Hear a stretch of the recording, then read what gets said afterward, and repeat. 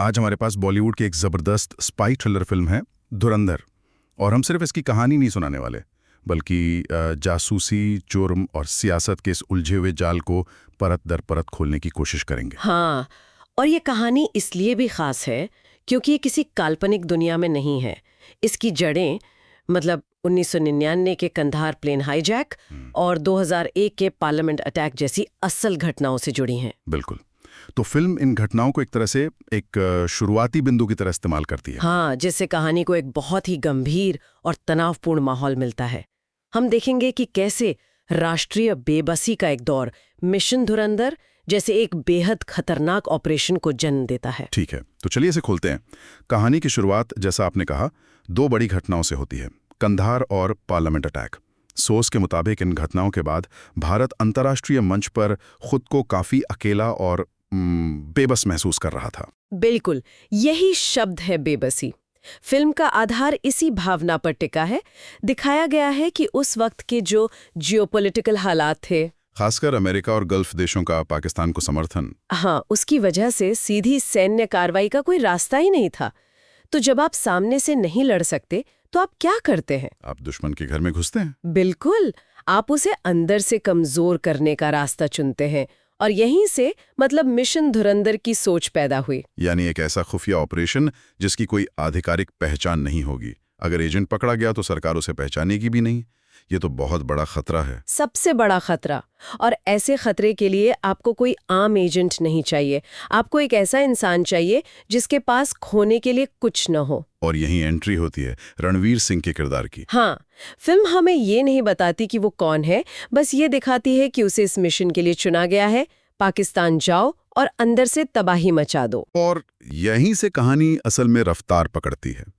Agent का code name है हमजा अली, लेकिन उसकी जो बनावटी पहचान है वो कमाल की है। बहुत ही सोची समझी चाल है ये। वो कोई आम पाकिस्तानी नागरिक बनकर नहीं जाता, बल्कि बलूचिस्तान का एक बलोच बागी बनकर दाखिल होता है। ये चुनाव मुझे बहुत दिलचस्प लगा। ये कहानी का सबसे शानदार पहलू है। ये सिर्फ एक भेष नहीं, एक मनोवैज्ञानिक हथियार है। सोर्स में बलूचिस्तान की जो भौगोलिक और राजनीतिक स्थिति बताई गई, हाँ, कि वो इलाका पाकिस्तान, अफगानिस्तान और ईरान के बीच बटा हुआ है। और वहाँ के बलोच लोगों में पाकिस्तान की हुकूमत के खिलाफ दशकों से गुस्सा है, भेदभाव की भावना है।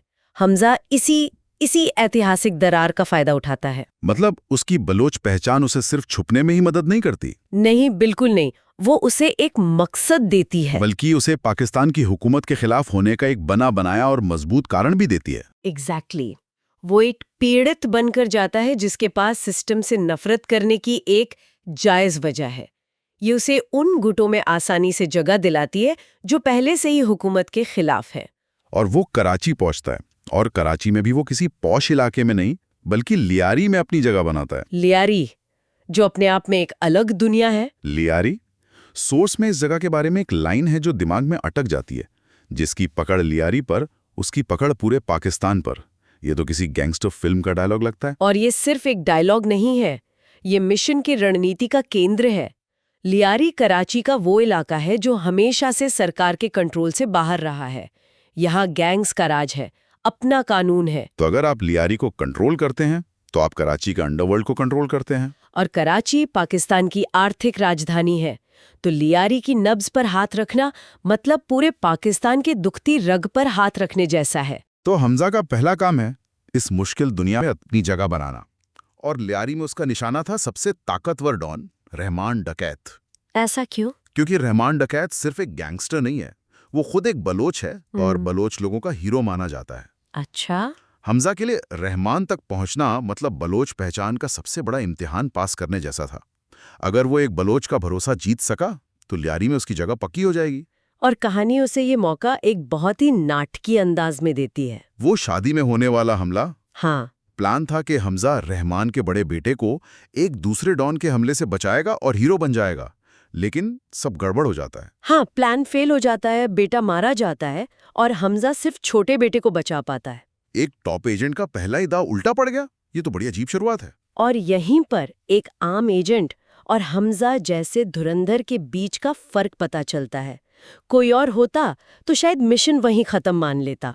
सही बात है, लेकिन हमजा इस नाकामी को अपनी सबसे बड़ी जीत में बदल देता है। ये कैसे होता है? वो दिमाग से खेलता है।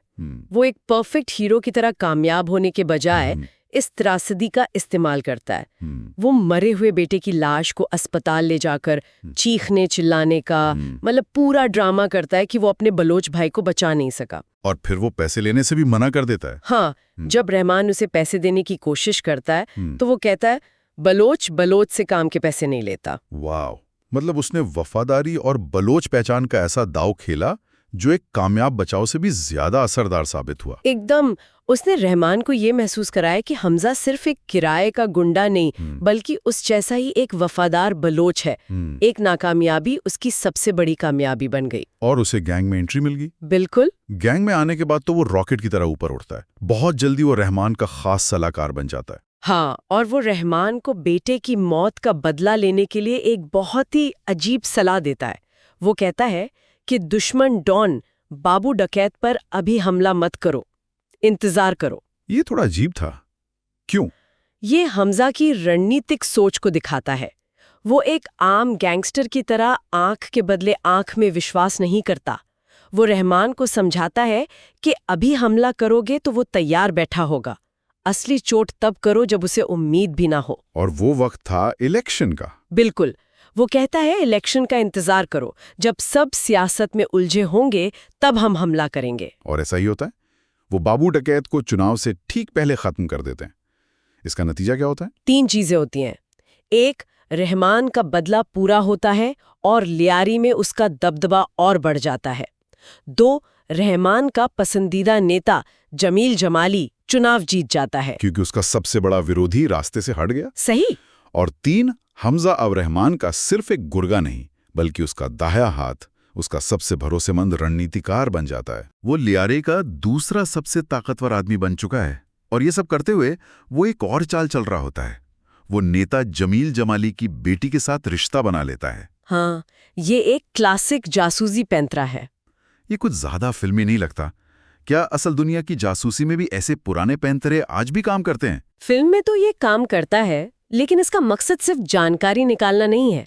ये हमजा के किरदार के बारे में भी कुछ बताता है कि वो अपने मिशन के लिए किसी भी हद तक जा सकता है। मतलब वो रिश्तों को भी एक हथियार की तरह इस्तेमाल कर रहा है। बिल्कुल। वो जानता है कि अंडरवर्ल्ड की ताकत बिना राजनीतिक सहारे के अधूरी है, तो वो सीधा सत्ता के केंद्र यानी नेता की बेटी के जरिए उस दुनिया में भी अपनी पकड़ बना रहा है। ठीक है, मैं समझ रहा हूँ। वो एक शतरंज का खिलाड़ी है। पर एक मिनट, ये गैंग वॉर, दुश्मनी, सियासत, ये सब तो ठीक है, पर मुझे ये समझ नहीं आ रहा कि कराची के एक डॉन को ताकतवर बनाने से पूरे पाकिस्तान को कमजोर करने का मिशन कैसे पूरा होगा? हाँ, क्या कहानी यहाँ अपने रास्ते से भटक रही है? ये बहुत जरूरी सवाल है। और ठीक इसी वक्त कहानी अपने पत्ते खोलती है। अब तक जो हमें एक गैंगस्टर ड्रामा लग रहा था, वो असल में एक बड़े खुफिया नेटवर्क में घुसने की तैयारी थी। अच्छा। रहमान डकैत की बढ़ती हुई ताकत उसे अंडरवर्ल्ड के बड़े खिलाड़ियों के सामने ला खड़ा करती है। पहला, खनानी ब्रदर्स, जो जाली नोट और हवाला का काम करते हैं। और दूसरा और सबसे अहम, आईएसआई। तो अब असली खेल शुरू होता है। हाँ। पाकिस्तान की खुफिया एजेंसी का एक बड़ा अफसर, मेजर इकबाल। मेजर इकबाल का रहमान डकैत से क्या काम? मेजर इकबाल को भारत में बड़े हमले करवाने हैं और उसके लिए उसे हथियार चाहिए। सोर्स के मुताबिक उसे रूसी और अमेरिकी हथियार चाहिए जो अफगानिस्तान से बलोच बागियों के जरिए पाकिस्तान लाए जाते हैं। और इन बागियों से सौदा कर सकता है रहमान डकैत, जो खुद एक बलोच है और बागियों का हीरो माना जाता है। समझ गया। चुका है, जिसे तोड़ने के लिए उसे भेजा गया था। बिल्कुल। अब वो सिर्फ एक गैंगस्टर का सलाहकार नहीं है, वो आईएसआई के सबसे खतरनाक प्लान्स की जानकारी भारत भेज रहा है। और इन्हीं जानकारियों में 26/11 जैसे हमले की साजिश की जानकारी भी शामिल होती है। तो मिशन अब अपने असली मकसद पर पहुंच गया है। लेकिन यहाँ कहानी में एक और मोड़ आता है। नेता जमील जमाली, जिसे रहमान ने ही चुनाव जितवाया था। हाँ, अब वो रहमान की ताकत से जलने लगता है। उसे डर लगता है कि रहमान उससे भी बड़ा हो गया है। हाँ, सत्ता का यही खेल है। जमाली रहमान को खत्म करने के लिए एक बहुत ही सख्त और क्रूर पुलिस अफसर एसपी चौधरी यानी संजय दत्त के किरदार को लाता है। अब लियारी में एक ट्रायंगल बन गया है। रहमान, नेता जमाली और एसपी चौधरी। और इन तीनों को अपने इशारों पर नचा रहा है चौथा खिलाड़ी, हमजा। वो कैसे? हमजा को अपनी प्रेमिका यानी नेता की बेटी से रहमान को मारने की साजिश का पता चल जाता है। वो चाहता तो रहमान को बचा सकता था, लेकिन वो ऐसा नहीं करता। वो इस मौके का इस्तेमाल करता है। हाँ, वो नेता जमाली की खुफिया रिकॉर्डिंग करके उसे ब्लैकमेल करता है और पहली कोशिश को नाकाम कर देता है। इससे वो रहमान की नजरों में और वफादार बन जाता है और नेता पर भी उसकी पकड़ बन जाती है। लेकिन फिर 26/11 के हमले हो जाते हैं। सोर्स के मुताबिक हमजा ये देखकर टूट जाता है कि उसकी भेजी जानकारी भी उन हमलों को रोक नहीं पाई। ये वो पल है जब मिशन उसके लिए पर्सनल हो जाता है। उसे एहसास होता है कि सिर्फ जानकारी भेजना काफी नहीं है। अगर इस नेटवर्क को खत्म करना है तो उसे खुद इस नेटवर्क का हेड बनना पड़ेगा। उसे रहमान डकैत को हटाकर लियारी की गद्दी पर बैठना होगा। हाँ, अब वो सिर्फ एक जासूस नहीं रहता, वो खुद बादशाह बनने की तैयारी करता है। और इसके लिए वो एक बहुत ही खतरनाक खेल खेलता है। वो खुद नेता जमाली और एसपी चौधरी के साथ हाथ मिला लेता है और उन्हें रहमान को मारने का प्लान देता है। ये उसकी सबसे बड़ी और सबसे क्रूर चाल थी।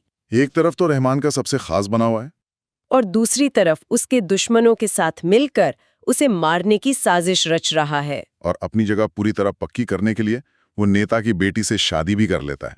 फिल्म का आखिरी सीन तो कमाल का है। वो खुद रहमान को एसपी चौधरी के बिछाए जाल में फंसाता है। पुलिस एनकाउंटर में रहमान बुरी तरह जख्मी हो जाता है। और फिर हमजा अपना आखिरी दांव चलता है।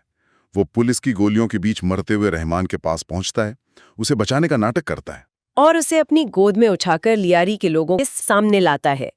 लोग देखते हैं कि रहमान का सबसे वफादार साथी उसे बचाने के लिए अपनी जान पर खेल गया, जबकि असल में उसे मौत के मुंह में धकेलने वाला भी वही था। ये तो एक मास्टर स्ट्रोक है। एक ही चाल से उसने अपने रास्ते का सबसे बड़ा कांटा भी हटा दिया और लियारी के लोगों की नजरों में उनका नया मसीहा भी बन गया।